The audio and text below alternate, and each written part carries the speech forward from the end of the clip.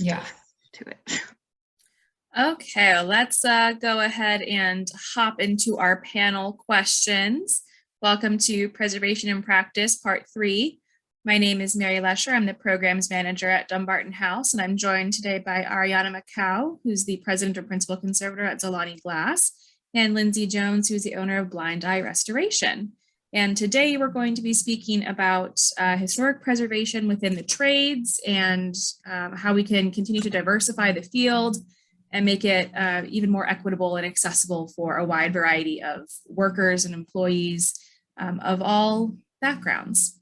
So I would love for us to start by having Ariana and Lindsay give a little bit of background about their companies and how they approach diversity and training and the trades. And then we'll jump into some discussion questions. And if anybody in the audience has any questions that pop up while they are presenting, you can go right ahead and pop those in the chat. We will do Q&A at the end. So Ariana, have at it. Yeah. Okay, so I'm Ariana Makau, owner and principal conservator of Nzilani Glass Conservation. We are based in Oakland, the unceded territories of the Ohlone people in California. And my background initially was through museum conservation of stained glass, but for the last almost 20 years, we've been a company that does stained glass preservation and new fabrication, both matching older pieces and new works in architectural settings. And for diversification, I think it's always been something that's inherent within the company, based on who I am. I'm a woman. I am mixed race. I'm half Kenyan, half American. And so that's always been something that I've carried with me, but it's also been something that I haven't, I don't know. I think in the last couple of years, it's been something that some larger companies have been, it's a box we can tick, and we've ticked it, and now we're just going to go back to our general practices. And one of the things I really like to think about for our company is finding the best people for the job. But that also means widening our net to find the best people for the job, right? So there's diversification within age. There's diversification within people's background experiences and what their interests are in. And I'm trying to think of the last part of your point, the overall initial questions. Was there something else, or is that good? And then we can hop over to Lindsay. Okay. All right, so I'm Lindsay. I own Blind Eye Restoration. We are in Columbus, Ohio. We work all over the state and potentially nationwide, depending on the project. I actually feel bad. I do not know what lands we're on, so thank you for reminding me. I need to look that up. We are a team of 15 now. We are in a shop real close to downtown that has opened up our possibilities. We just got in there the end of last year, and we do sash and window and door fabrication. We do decorative plaster.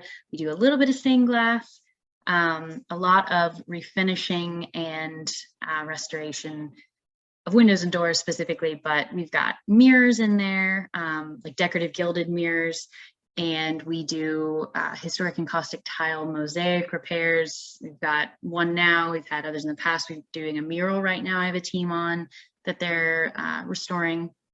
Lots of different things, lots of different aspects of the historic preservation, restoration, art restoration fields that we touch on. And so who we get for this, I'm a small company. I've been in business for about 6 years. I couldn't necessarily afford to get people who are master's degree graduates, coming out of school to work for my company. I can't offer healthcare on that level. So I've honestly been teaching everybody in my team basically from the ground up. And when you're teaching from the ground up, it doesn't really matter where you come from, what skills that you have. We have had a great funnel from the local arts college, CCAD, yes. They are fantastic because they give the kids all these great hand skills. They introduce them to all the different materials, and then they come to me and I can kind of like mold those skills. So we have all sorts of people. We are 70% female crew. As much as we do art restoration and historic preservation, we are technically a labor construction company. In a lot of cases, we do a lot of carpentry, fine carpentry, rough carpentry for windows and door framing. And there's a lot of heavy lifting and a lot of learning new things on the fly all the time. And I have, as a white female, I have had a lot of benefits. I've had, you know, a father who was one of 5 boys, didn't know how to raise a daughter differently, didn't want to do all the heavy lifting himself. So I kind of got kicked in the rear to do this kind of stuff and work hard and never think of myself necessarily as differently in our home.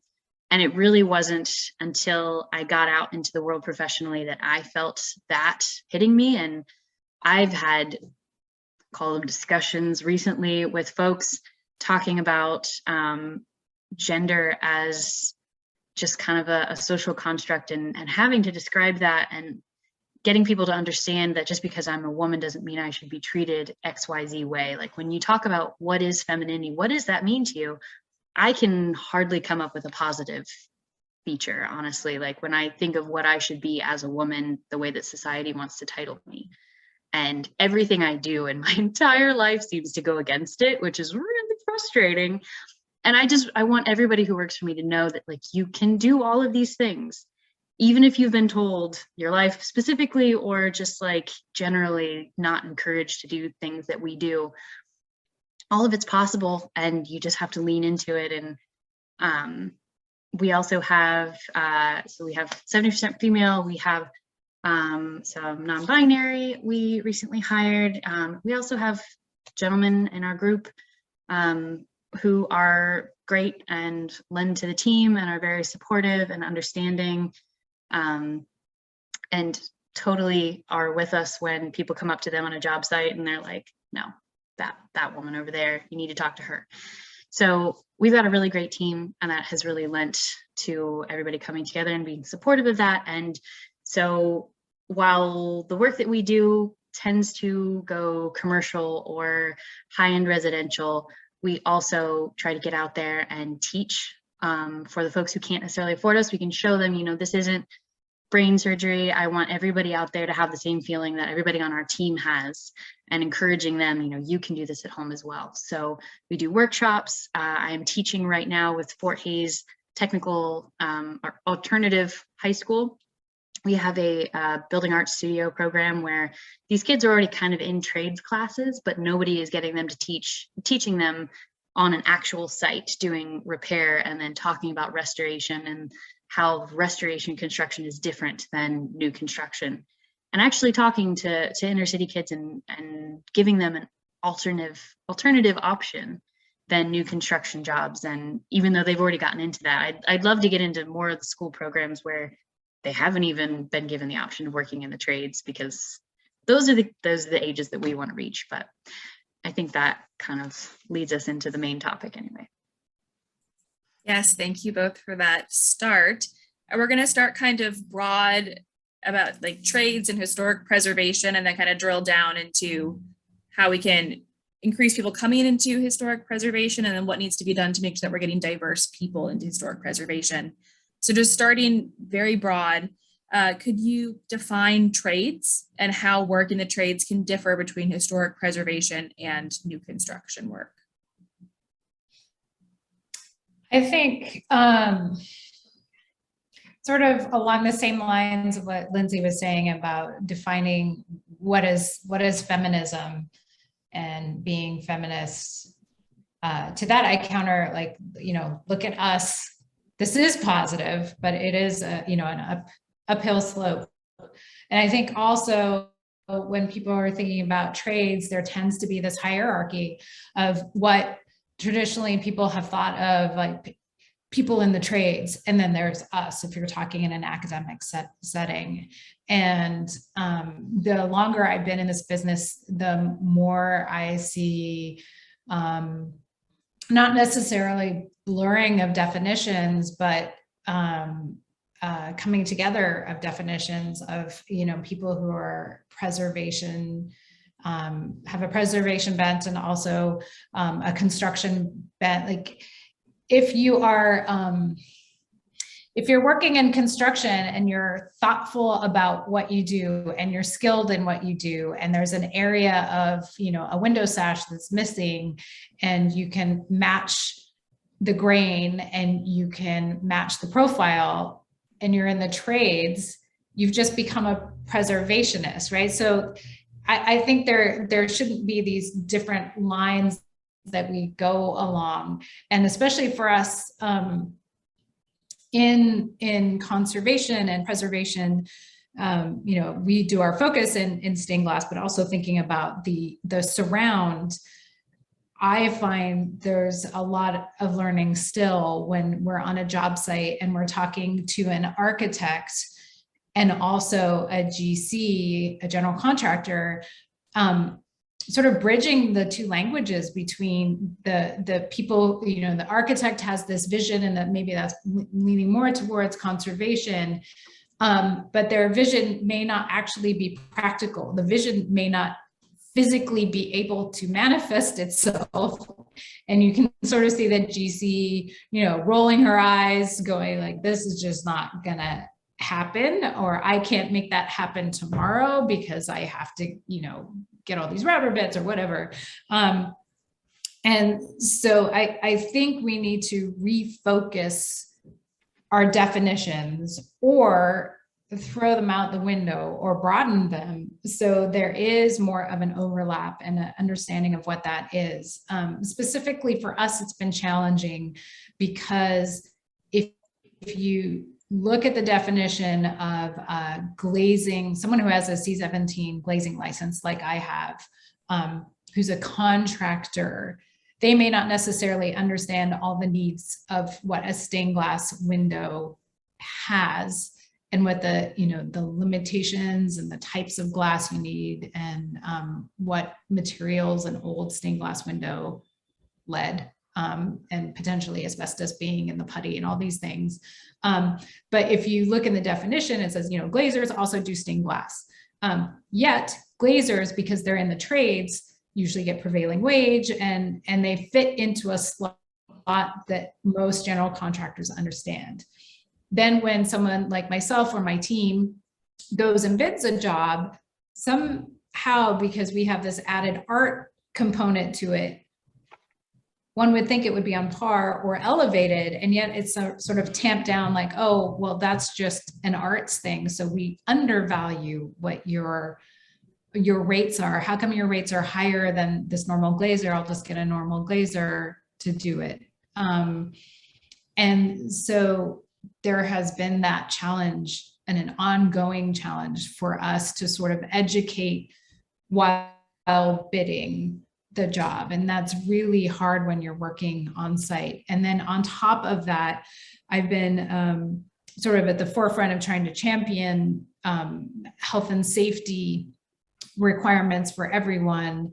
And it's like pulling everyone kicking and screaming to the table, because the more you learn about it, the more you think, well, I really do have to implement all these health and safety practices for my team so we can be healthy, so we can do more work and do it thoughtfully, and not do it to the detriment of our health or the detriment to the health of our clients and the community at large. And yet there's no teeth in that regulation. So even if people know it needs to be done, if there's no reinforcement, people ride under the wire on that. And now that I know this information and I've disseminated this information to my team, they're not going to be protective of themselves. And so again, there's this disconnect of trying to get everyone on the table within the trades. I like the like, no knowing nod, Lindsay. Yes. I mean, I've been writing down what you've been saying. So I'm like, oh, I want to talk about that. I want to talk about that. I think what the trades are, from my perspective, there's kind of an academic, this is another level of opening up to more people. Like, I think the definitions of the trades and the different trades, it's kind of blocking off a lot of people. The high school age education system is still like encouraging college and not really talking about how like you can go to college and still be in the trades, or like how the trades is still just as equal in terms of career options. So there's kind of just like not even an interest in talking about the options, which pares this down to like construction. Like, you're in construction, and obviously we're not just in construction. So there's that perspective. And once you get into it from our side of things, there's new construction and historic restoration is one thing to look at. There are the trades, which is kind of, I think the historic preservation realm uses that for everybody who does all the different things within the historic preservation realm. Those are tradespeople versus construction workers. It's like how they've kind of separated themselves. And then even deeper in that, people who have gotten really specific and pared down are called craftspeople. Like somebody who will like make a Windsor chair, like incredibly talented. You're never going to find them on a job site. They can use all of the saws and blades and blah, blah, and like can make their own tools basically. But they're like a whole different kind of realm. Not that they have entirely different skills. They're just like focused on something else. And so we've got a little bit of an education disparity, and like she was saying, the definitions they're all over the place. And this, what I'm describing is like, that's kind of my way of feeling my way around. At least that's kind of how I've felt that they break down. It's not necessarily what everybody's going to agree on, but that's, once you're in here, like, okay, who do I need to talk to now? There's there's different hardware stores you go to for different types of construction, like there's Lowe's for big box general stuff. And then there's Ace Hardware actually carries window glazing and points and a rope sometimes, and the type of weather stripping I need. Like, why? Because they're a little bit more old home maintenance focused, and they've just stayed that way versus big profit, I guess. I don't know. But so yeah, there's a lot more that we need to do. And I think we're starting to lean towards helping preservation trades. And I mean, we've got so many historic tax credit projects out there now, and we've got more preservation contractors, but not people on the scale that can handle these big development projects, which I think is becoming its own thing. And construction company, GC, tradesperson, like, we have to be able to pull ourselves up to be able to get on that level, because we are almost like a different construction realm, because we're just doing different things. You can't just have somebody who's only been in new construction training do what I do. I had, Ariana, you'll appreciate this, I had somebody call me the other day, and they sent me specs and drawings, just architectural drawings generally, of the facade of a building. And they said, there's stained glass windows, and these windows that are numbered this letter, whatever it was. And then he sent me like one kind of grainy photo of one of the windows from the back, and he's like, yeah, it's about this size. Do you think you could quote that for me? I'm just like, can you count the pieces of glass in that photo? Can you see how many joints are broken? Can you tell me if the sill is rotted? Can you, like, all of this stuff? And he was like, oh, like, you've given me a lot to think about. Like, hardly ever can I actually quote anything from architectural drawings. You cannot, you have to see it in person. And I think that goes for almost any kind of restoration. You can't just say, oh yeah, I can do that. Unless you're building brand new and you just have the designer's specs, there's no way. So there's a lot of room for improved communication for sure. And then, oh yeah, I guess the last thing was just like, yeah, the construction unions and prevailing wage, they don't even have definitions for, I mean, glazer is about as close as you get.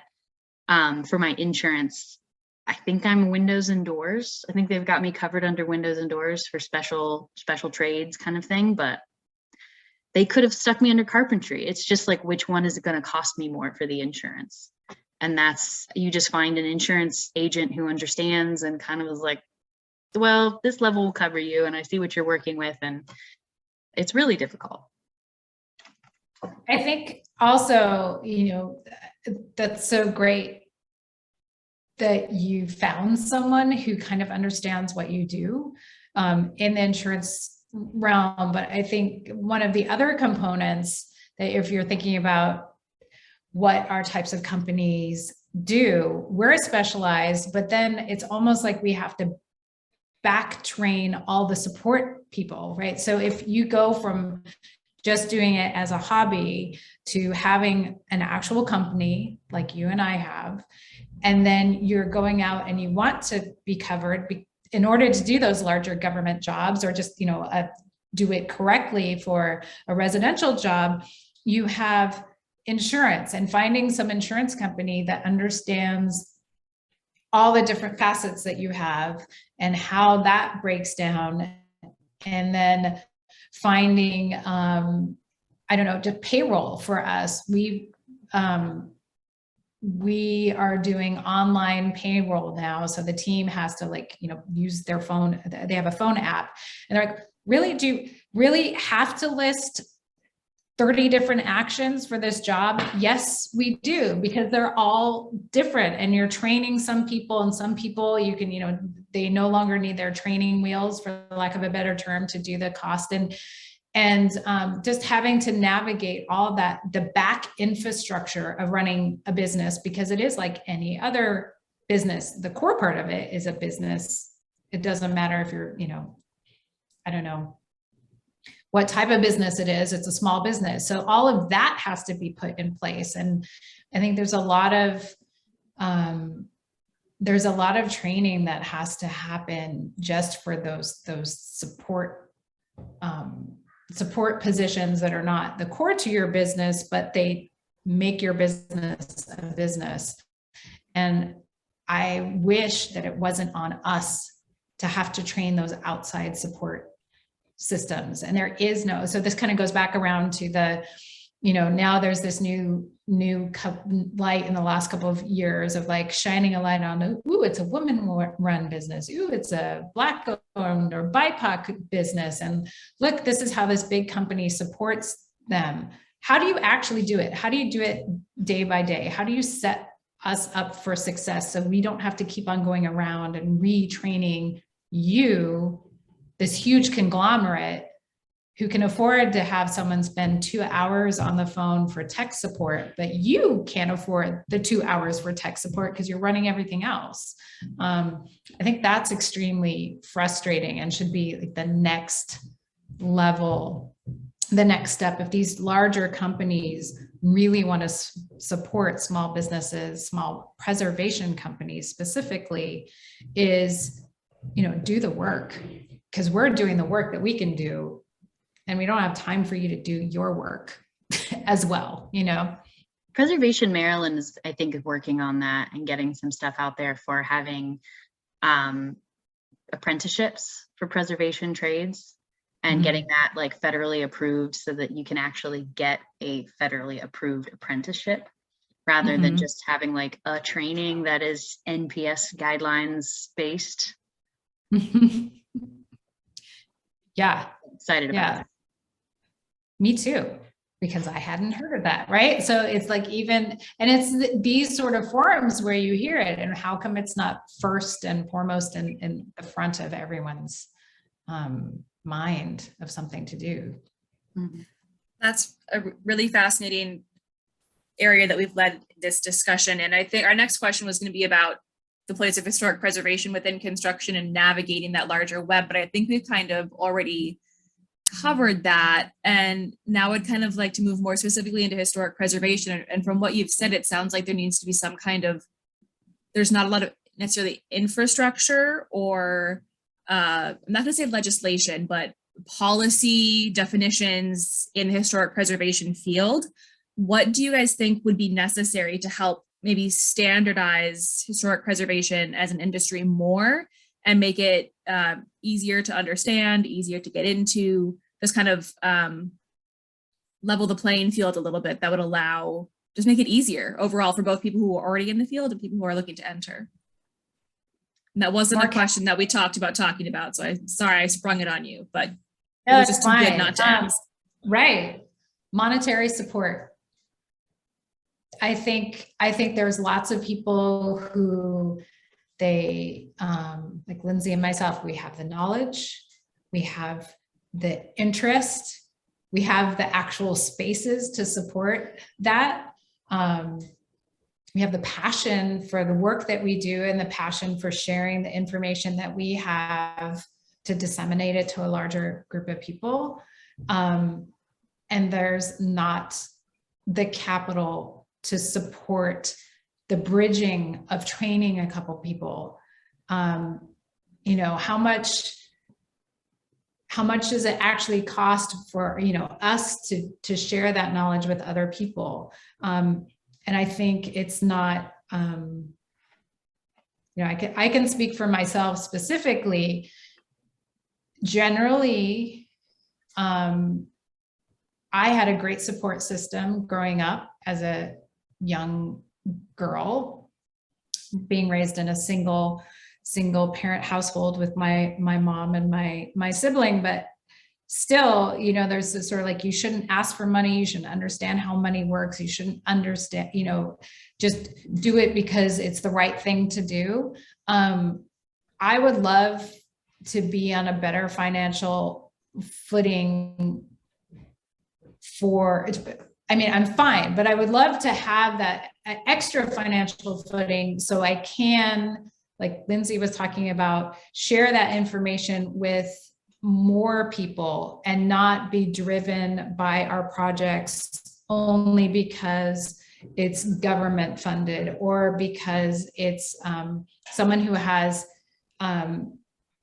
just by luck and social status, they have the funds and they understand, you know, they want to preserve their historic space and they have the funds to do it. There are tons of people who want to preserve their space and they don't have the funding to do it.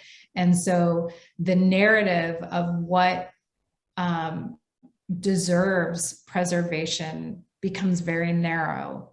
And so I would love to see support until, you know, money does not make the world go round anymore. That's not going to change overnight. So until we get to that utopia, we need to have some monetary support for a lot of people who end up going into other professions because it's just not sustainable. Yeah, I agree. I think hopefully Preservation Maryland gets through with creating the apprenticeship and hopefully a lot of the definition stuff we were talking about and kind of creating space for preservation contracting as its own entity. And then hopefully not necessarily just from that, but honestly, I think when I see people starting off in companies, the biggest thing I hear is that, I mean, getting themselves off the ground is one thing, like learning the business yourself, training somebody else entirely from scratch. When I say I've trained almost everybody from scratch, I mean almost everybody, as in like everybody except for the very first employee I had, which was my father, who was already in the trades. My second employee ever came from a trades preservation program. So she'd already had some background experience. She'd had a small job or two with other small companies. So she'd come to me with prior experience. And then because she was there, we could take on summer interns that first year. And I could go and sit at my desk for hours and not have to be there teaching because she could be there. That's the only thing that opened all of this up. And I think that is something that really, it hampers every new business owner. If you can't separate yourself from the work, if you can't say, hey, do this thing and trust them unbothered for at least 24 or for one day on site, whatever. It's fine if they call and ask questions, but having somebody who can just go and do what they need to do without having to be babysat, without having to be watched every second and led through every aspect, you know, you have to get the jobs too. You have to increase fund. You have to find and connect with new people. And the only way I'm going to get that first person for all of those companies is if they come pre-trained, which means we need training programs. We need people funneled into them before they've got graduate school debt. And, you know, how do we do that? We need to do it by encouraging high schools and, you know, people who are kicking high school kids out into the world for careers like trades, and specifically preservation trades are an option. And here are several schools that you can go. Like, how great would that be? And it would get everybody off on the right foot. I've got multiple multi-million-dollar development projects that we've been, communication with developers is its own headache. But the point is, if you take care of yourself and you keep on schedule, the money is there. We're good until next year. We're set. I can't even hardly schedule residential projects until December right now. Which is good. Workshop kind of makes me feel better about that. But it's nice knowing where our paychecks are coming from, for sure. I don't always love what we're doing for development projects because they're not trying to get an A+ grade. They're trying to get a C- or whatever passing is to get those historic tax credits, but they're saving historic fabric, and we're growing and we're sharing our voice and we're becoming, you know, a bigger thing that we can communicate with more people that way. And I think that initial training to get more of these little companies off the ground who can then take on these larger development projects, the more of us there are, the more that money can sprinkle down. Because I started off as a one-woman crew and I could do more residential stuff, and I probably would have stayed doing residential forever. At this point, in the scale that we're at, residential, we're driving ourselves crazy trying to juggle like 8 projects at once and make sure that we've got all the little details for all the projects and that we're doing them all at the right time to get paid so that payroll goes through. And it's its own different problem. But I think for me, it's still, the issue is still finding trained people, because having to train everybody still from the ground up, it slows the process down. It costs us more money, and it makes continuing to grow. It's just always a little bit of a struggle. You just feel like you're dragging a little harder than you want to continuously. And it'd just be so great to have so many more people out there who just come to you trained, without debt, and just ready to start life in the preservation trades. So on that note, what is currently available in terms of training? And then what is right now available? That's the first question. And then I have a 2-parter, which is the kind of training that you're looking for. What would it look like for people who are being trained just to be tradespeople? And then if we're going to increase the number of tradespeople and companies who are doing this work, we also need to train people to be you guys. So how are we having a multi-level training system that gets workers trained and able to do the work? And then how are we transitioning some of those workers from employees to owners? And how are we giving them the training and opportunities that they need to successfully start a business and create more historic preservation businesses in general? So there are 3 parts in there, and I apologize for that, but I believe in both of you. Wow, how much time do you have, right? I think it's such a challenge. I think it goes down, all of those can be boiled down to something succinctly, which is the work that we do needs to be valued long enough for it to be a sustainable option for someone who's in school for it, who's starting off, and who's doing it as a career-long path. And I don't know how to do that part, but I think that's the kernel that should be taken away from this. For me specifically, for stained glass preservation, there's still, when I went through my program almost 30 years ago now, there was one school in the world that took one student every 3 years. And that was me. And then we waited, it was then the next student after that. There's now one school in York, England, that trains people with a master's in stained glass conservation. To Lindsay's point earlier, I grew Nzilani along with our studio head, who also has her own business as a stained glass artist. And that's the only way I could grow my business. Is her name is Armel LaRue. And she is, doing the Tetris day to day with everyone. Like, this is what you need to do. Let me show you how to do it. Oh, you know how to do it. You can move on to doing this a little bit less hands-on, less hands-on by the management department. So we've been really lucky to have a few people come through Nzilani who have a master's in stained glass conservation. That said, we've had equally amazing people who have come to us, from art school backgrounds, who have carpentry experience, who have construction experience. I would love to see, just sort of like a preservation school, like Lindsay was saying, like more people who already have the mindset, so you don't have to train them from the ground up, even if they're super curious about what we do. The fact that we have to show them so many different steps, it takes time. And then also for us, that everyone goes through a lead worker class, everyone goes through asbestos class, and then we have to maintain their health and safety. So like doing BLL tests, blood lead level tests, doing respirator fit tests, making sure everyone has like the proper, overalls, protective PPEs, all those kinds of things are important. And I feel that, sometimes we're training people and they're doing really well. And then they go off and they work for someone else who may not have the same level of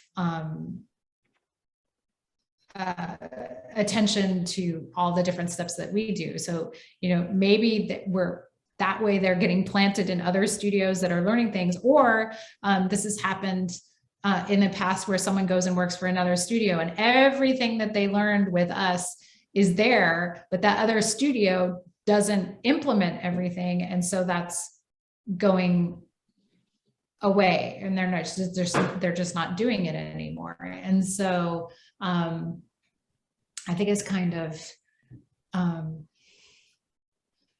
think it's a challenge to find any kind of schooling that exists right now. So what would I like to see? I would love to see, based on my, close to 30 years experience, maybe we can start training people within Nzilani that have some sort of, it's tied to accreditation. So it sort of goes back to this Preservation Maryland thing. If that actually gets some teeth, perhaps there is a nationwide accreditation scheme that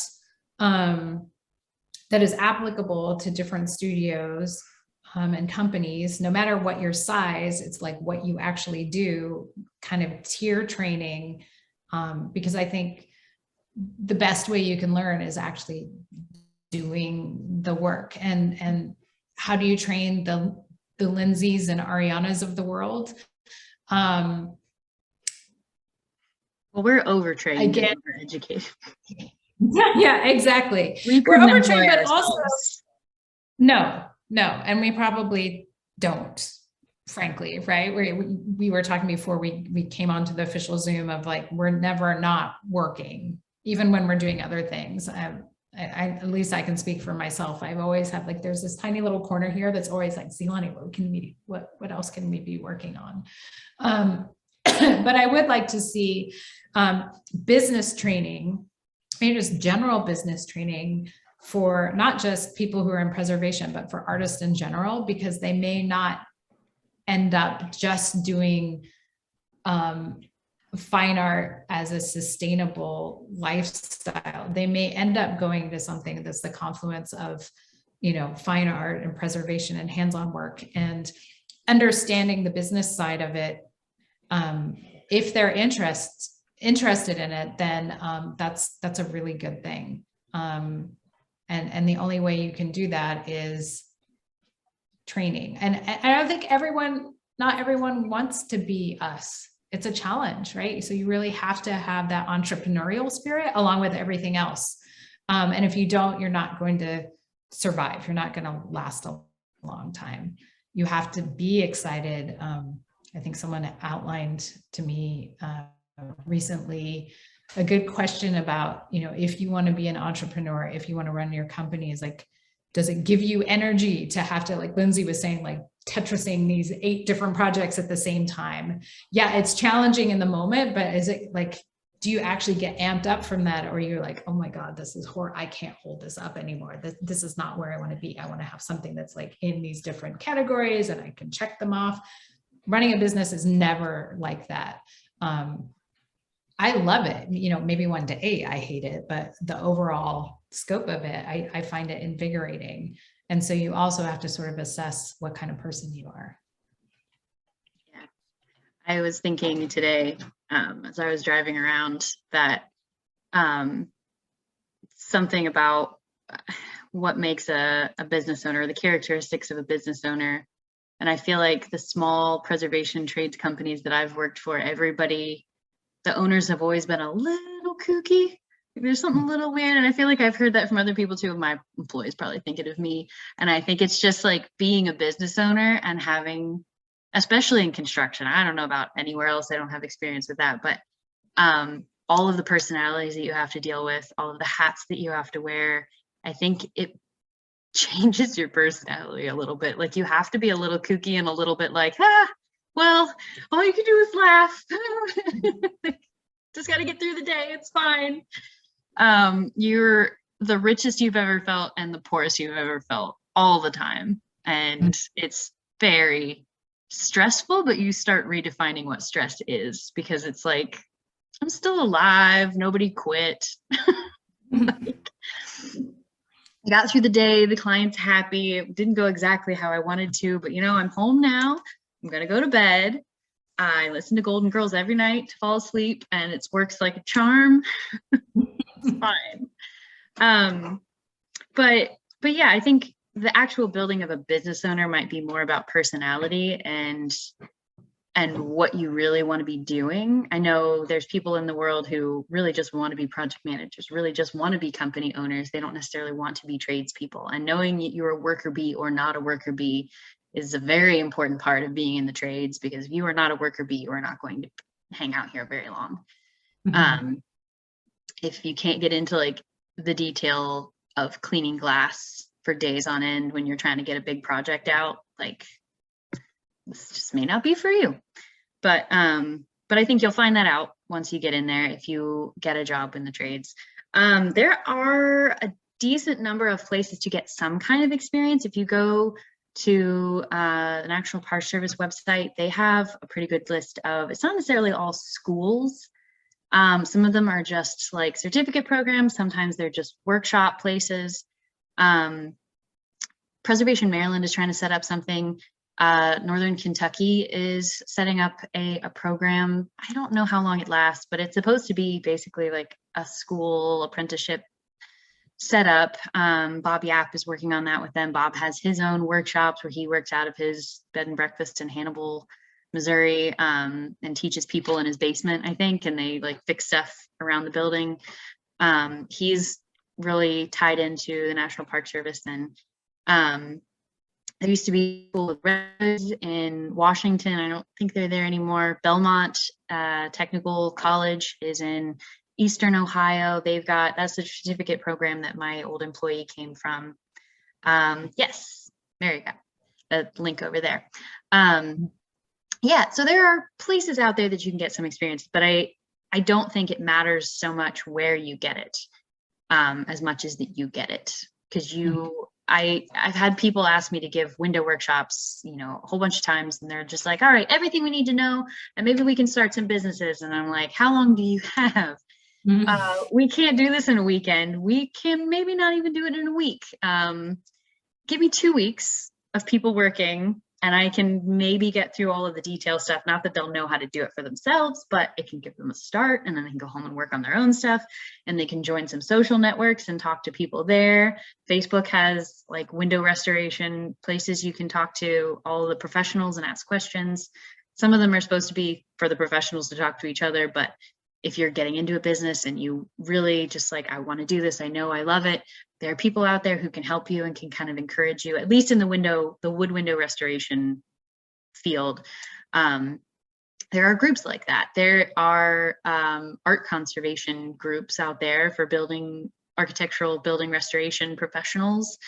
It's a little bit, I feel like it's a little clickier with the conservator field. They've got a bunch of master's degrees, and they usually have government jobs, and they're limited work, and it's more competitive. And we've talked about that in a different angle, but they will provide information, and you can learn things. And it's just about making yourself open to learning about things constantly and forever, especially if you're going to be the building owner or the business owner. That's just my life. I'm running a business and also going to conferences and taking classes and listening to books on tape and, podcasts are about, like, I don't have any hobbies.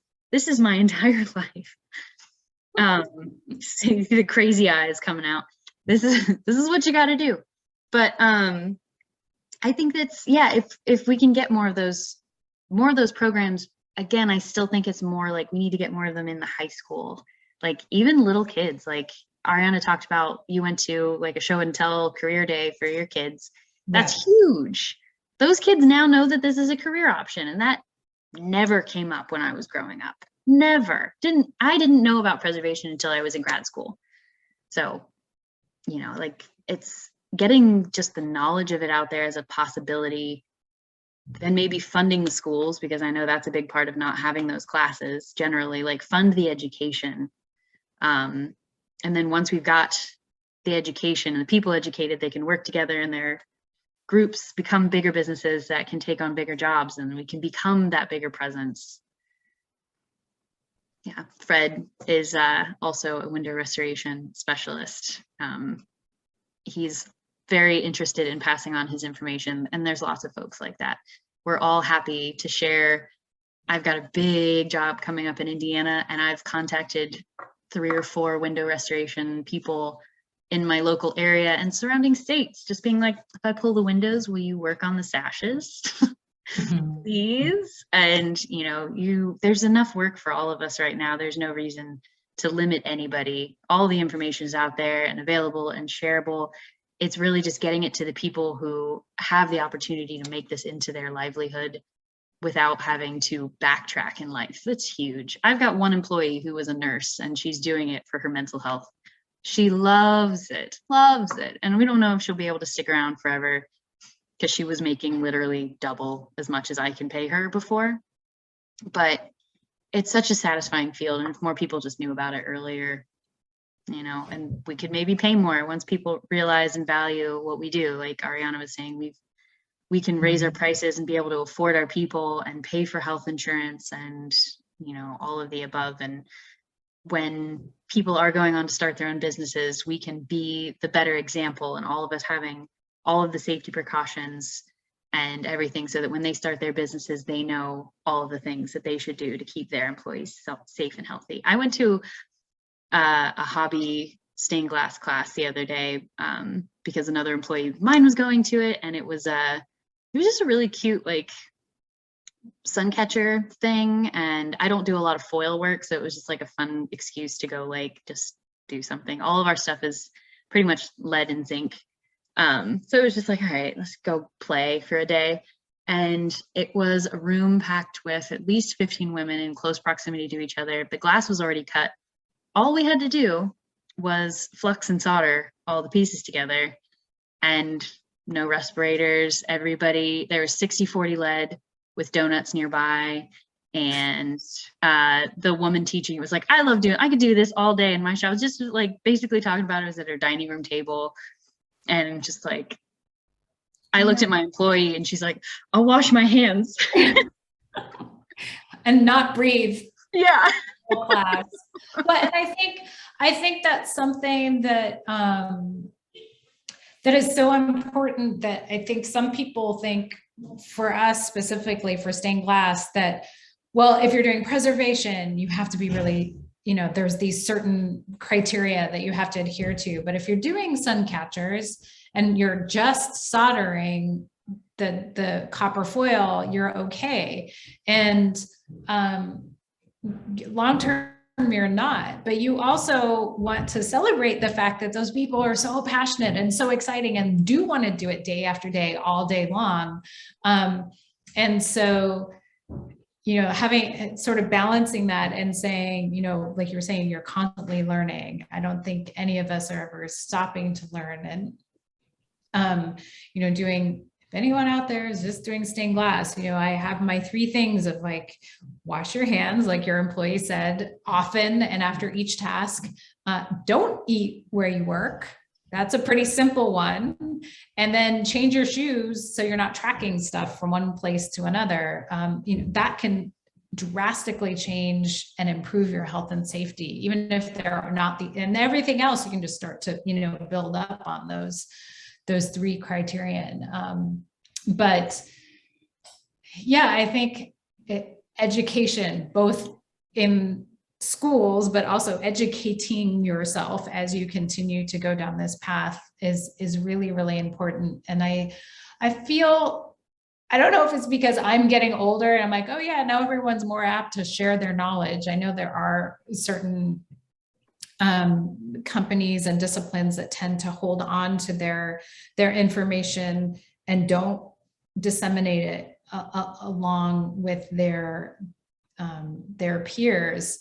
And it's kind of detrimental to everybody if you're holding on to that proprietary information. But I do feel like there's this shift, and maybe it's because now people have more access to information, going on the internet, but also like this, they can go and find talks on YouTube. And so there's less of like, I hold all the cards and the only way you can get this information is from me if I deem to share it with you. People are like, well, okay, you have fun with your cards. I'm just going to go around you and look at this vast, knowledge elsewhere. The flip side of that is like people get really excited and they are tech savvy and they're like, I just learned about this. Look, here's the thing you can do. Here's something for safety, or this is the way you do it because I took this weekend class and didn't spend two weeks with Lindsay actually learning about all the steps. And because I have access to the internet and I'm really good at filming myself in a cute little space, people see that as being the authority. So I think we need to really triangulate people who've had years and decades of experience who may not be so computer savvy, and also these people who are really passionate coming up on being excited about preservation. And again, there's that whole education part. It's not just the dissemination of information, it's figuring out how you can qualify the information that's coming out, so you're not spending a lot of time researching something that isn't good information. So Absolutely. That's good. Yeah. So we have about 5 minutes left. If anybody in the crowd has questions or areas you'd like for Ariana and Lindsay to discuss, please let us know in the chat. And then in our last few minutes, while we wait for questions to come in, could you guys please address diversity, equity, access, and inclusion in historic preservation, and how you think the field can increase access and inclusion and equity in the fields moving forward as you diversify and expand the field? I'll go quickly. I was lucky enough to do an all-woman run Hope Crew experience with the National Trust of Historic Preservation, and Hope is hands-on preservation experience. And I feel like I learned so much from the people who I worked with and were learning about window restoration in that 2-week period. So I think that's a really exemplary example of diversification. And I kind of feel like, Lindsay, you tapped into more organizations where you are. Well, like I said, we've got a great funnel with the local arts college, which is decently diverse. I feel like we've got a nice group there. I do think, representation matters. I don't think that I'm getting all of these women applying to work for me because they were brought up to think that the trades were for them. I think they see a woman-owned business and the work that we're doing, and they hear from their friends that this is a really great opportunity. You should come work with me. We've got these really cool projects. And I mean, a ton of what I do is just word of mouth. And it has been from the beginning. I think that's the best way to get started, is just finding a community of people. But in order to actually tap, like if we're talking about tapping that community that maybe you haven't in the past, if your representation is not there, really actually having to make sure that that your notices are going out to communities to see, and not just like, oh, I put it on Facebook, or I put it in, I told my one friend and he's like, you actually have to go and know who you're talking to, and not just say, oh, they'll find me, because the people who find you are the people who see themselves in you. And if they don't see themselves in you, they're not necessarily going to want to work for you or follow your path. And we need to open ourselves up to speaking to different groups and networking with those just different people that we can benefit just from knowing them in general. But obviously, like, they don't see this as an opportunity because maybe nobody's brought it to them, or even if you say, I'm open, I'm inclusive, I've got all of the verbiage in my new job hire posts, who's seeing those posts? So I think that's probably our thing. And the one thing, I mean, we struggle with it too, making it, the school funnel has been great, but it's a lot of art student, college level people. And I'm really hoping that being at the high school is going to help us bring in more people that way as well. And trying to reach out to the actual trades programs in the area and just seeing if they'll let us teach a class here and there, just like introduction to preservation and how it's different, so that we can actually reach the tradespeople specifically and talk to them about this type of thing too. Because there's stereotypes of who works in the trades, but they are diverse. And if we could get more of those people into preservation, I think preservation actually suffers from not being diverse enough, more so even than general construction trades. So trying to blend the strengths of both fields, I guess. Yeah, that's a really good point. There's an organization. Oh, we're going to finish. I don't know if we can go over or not. We can go over. Okay. There's a youth trades organization that's about 5 blocks from our studio, and I've driven by them for years. And I finally reached out this year and said, hey, this is who we are. Can we come in and teach a class, which we haven't managed to do. We're hoping maybe we'll do it this summer. So yeah, like finding allies to cast that wider net. And you only need 1 or 2, right? And then it starts to trickle down. We're also really lucky. There's a nonprofit called The Crucible that's pretty close to us as well, that teaches, welding and bike repair and glass and carpentry and all these different things. And so we've reached out to them as well, because those are our types of people. And then I also may have mentioned before, Girls Garage, which is based in Berkeley, which is getting a lot of, or has, and continues to get a lot of accolades nationally about training girls early on. I think they start at 10 or 11 in the trades, figuring out if we can, go and talk with them as well. And I also noticed, this is sort of talking on this, Jerry mentioned the recent supply chain issue impacting our work. The short answer is yes. And in getting things, it takes longer, but also, and then this kind of goes back to the whole bidding process, right? Of us saying it's going to take longer for our products to come, and this, you know, plywood. Oh my goodness, the cost of plywood for the last. I know Lindsay's just like doing the same face that we do every time when we're costing things out. And again, that for us specifically, the inequities of, you know, we're like, well, we do stained glass, but when we take out the stained glass, what goes there in the interim? It's the cheapest thing in the past has been plywood. And it isn't anymore. And trying to explain that to people. So again, it's that confluence of, you know, business and preservation and equity. Mm-hmm. Yeah, we've had some supply chain issue, like epoxy for some reason. Mm-hmm. Epoxy and weather stripping are the two things that I can't get locally anyway. And so we have to order them, and then you order it and you're just like, la-di-da about your day. I ordered the thing, no big deal. And then a month goes by and you're like, wait, What is it? wait a minute. Yeah. Workers I haven't had. I've gotten really lucky with our crew. I feel like whenever we're like, ooh, we need more people, people show up.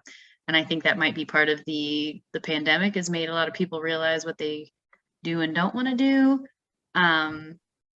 We have also just, like, the funnel thing has been great. And getting the right people who are interested in doing this, who are not necessarily out to make like $1 million a year. They just want to be happy at their job and just having a really good work environment for the most part. I think we've got a really good team and everybody's pretty happy and likes each other, which is we're really lucky with.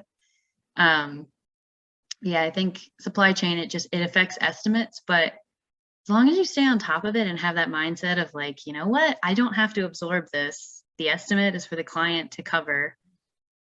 It's what it's there for, pass the cost on. And if the people that we work for, unfortunately, not totally unfortunately, but that make us roll are larger companies, developers, more financially set residential clients.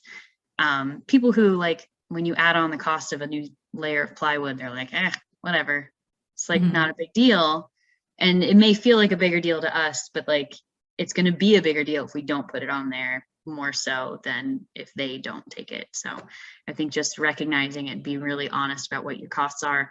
And when you're bidding, especially like we do, probably, like I assume my bids are for a year out from now. And who knows, like the expenses are just going to get higher and higher. And I can't just bid what I'm bidding right now or what I bid, especially not what I bid 6 months ago. Right. Just not equal anymore. Just making sure that that works out.